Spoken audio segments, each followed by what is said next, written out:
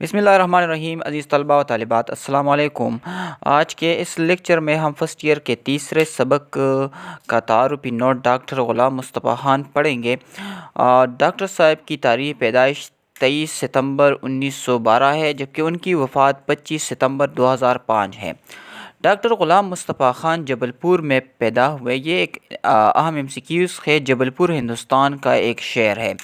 والد کا نام گلاب خان تھا، جو نسلاً پٹھانوں کے یوسف زئی خانوادے یعنی خاندان یعنی قبیلے سے تعلق رکھتے تھے۔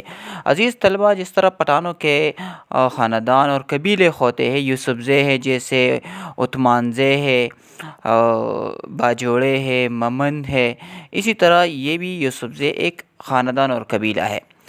ابتدائی تعلیم یعنی ابتدا سے 5ویں تک تعلیم جبل پور میں حاصل کی، پھر اعلیٰ تعلیم کے لیے علی گڑھ چلے گئے۔ جس طرح BA کرنے کے بعد اعلیٰ تعلیم ہوتی ہے، جس طرح ہم BA کرنے کے بعد MA کرتے ہیں، MPhil کرتے ہیں، PhD کرتے ہیں، تو ڈاکٹر صاحب بھی اعلیٰ تعلیم کے لیے علی گڑھ یعنی مسلم یونیورسٹی چلے گئے۔ وہاں انہوں نے فارسی، اردو اور قانون یعنی لا کا امتحان پاس کیا اور امراوتی کالج ناگپور میں بطور استاد مقرر ہوئے۔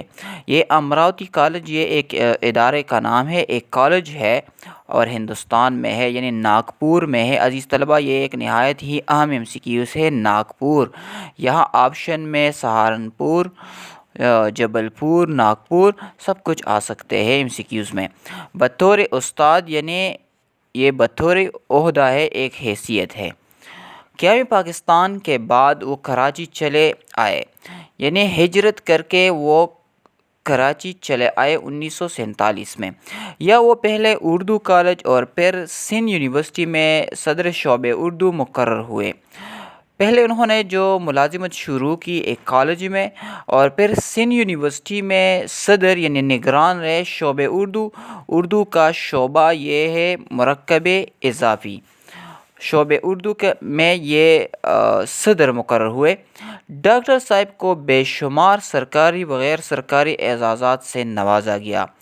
ڈاکٹر صاحب جو ہے گورنمنٹ کی طرف سے بھی سرکاری اعزازات بھی ان کو ملے گورنمنٹ کی طرف سے، اور غیر سرکاری جو پرائیویٹ ادارے دیتے ہیں یا ادبی تنظیمیں ہوتی ہے وہ انعامات دیتے ہیں، ان کو نوازا گیا، دیے گئے۔ وہ ہندوستان، پاکستان اور بنگلہ دیش کی یونیورسٹیوں میں PhD سطح پر لکھے جانے والے کئی مقالات کے ممتحن رہے۔ مقالات سے مراد ہے ریسرچ آرٹیکلز، اس کے ممتحن رہے، ایوالویٹر رہے۔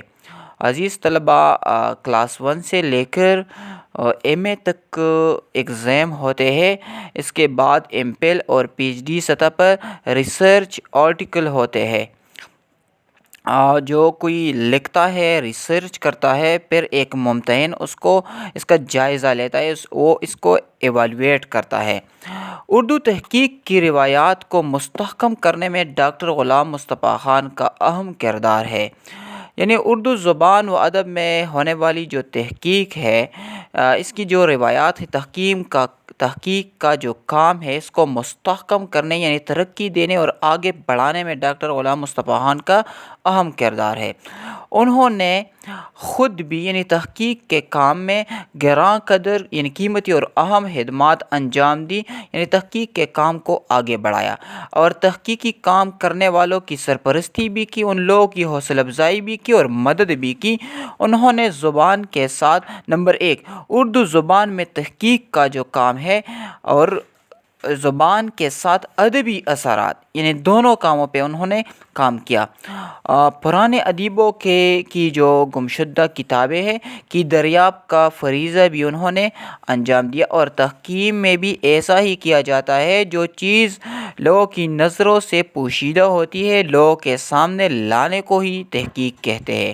یہ فریضہ انہوں نے انجام دیا۔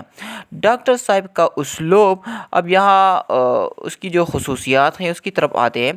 ڈاکٹر صاحب کا اسلوب جو ہے، لکھنے کا جو انداز ہے، اسٹائل آف رائٹنگ ہے، سادہ اور سلیس ہے، یعنی آسان ہے۔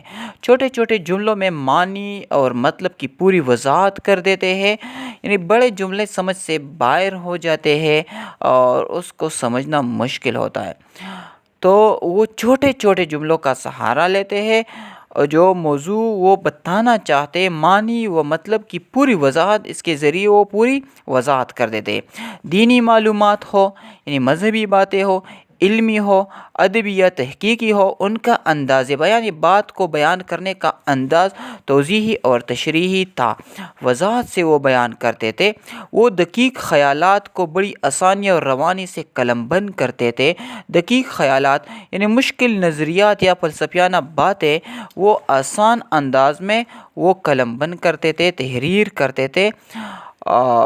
انکسار یا روانی کے ساتھ یعنی پڑھتے وقت کوئی رکاوٹ نہیں ہوتی تھی۔ انکسار ڈاکٹر صاحب میں انکسار یعنی عاجزی تھی، غرور نہیں تھا، تکبر بالکل نہیں، اور سادہ بیان یہ تحریر میں بڑی سادگی تھی، ان کے اسلوب کا حصہ ہے، یہ دونوں ان کے اسلوب کا طرز تحریر کا جو ہے حصہ ہے۔ فارسی میں ان کی مہارت یعنی فارسی زبان میں ان کو عبور حاصل تھا، مسلم الثبوت ہے، تسلیم شدہ ہے، مانی ہوئی ہے۔ اب تصانیف کی طرف آتے ہیں۔ علمی نقوش، تاریخی اسلاف، ادبی جائزے، تحقیقی جائزے، تاریخ بہرام شاہ، سرگزشت قابل، چند فارسی شعراء، برصغیر میں فارسی ادب، اقبال اور قرآن، معارف اقبال، مطالب اقبال، مقدمات ڈاکٹر غلام مصطفیٰ خان، ہمارا تلفظ، جامع القواعد وغیرہ۔ اب ڈاکٹر صاحب کی نگارشات کی جو خصوصیات ہے: تاریخ گوئی، تحقیق کا اعلیٰ معیار، اسلوب یعنی سادہ اور آسان ہے، انداز بیان توضیحی اور تشریحی ہے، اور شخصیت نگاری۔ عزیز طلباء و طالبات، امید ہے آج کا لیکچر آپ کو سمجھ آ گیا ہوگا۔ آج کے لیے اتنا ہی کافی ہے۔ اللہ حافظ۔